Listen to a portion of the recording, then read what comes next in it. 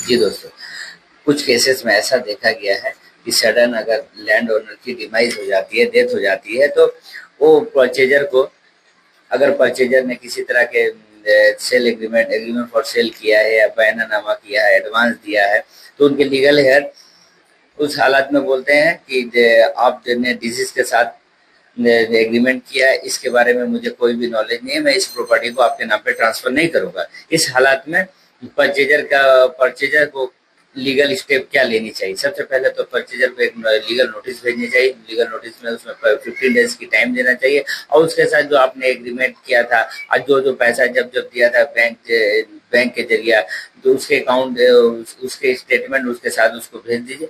भेजने के बाद अगर वो 15 डेज के अंदर में किसी तरह के आपसे के साथ कांटेक्ट नहीं करते हैं, तो उसके बाद आप दो तरह के मामला कर सकते हैं। या तो आप एक मामला कर सकते हैं to recovery the advance amount, इधर आप ट्रांसफर करने के लिए, प्रॉपर्टी ट्रांसफर करने के लिए आप मामला कर सकते हैं।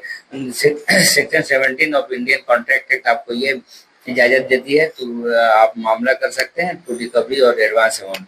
और section 37 Indian contract act, section 54 and section 10 and 14 specific relief act, ये सेक्शन के तहत आप उस लैंड को रिकवरी करने के लिए कोर्ट में मामला कर सकते हैं। कोर्ट उसके लीगल हेयर को डायरेक्शन देगा to execute a registered deed in favour of you.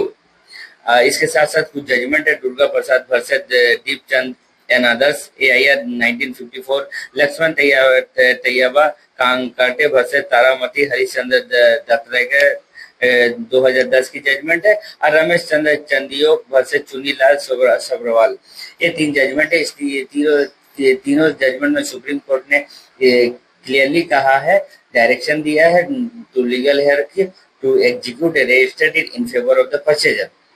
धन्यवाद।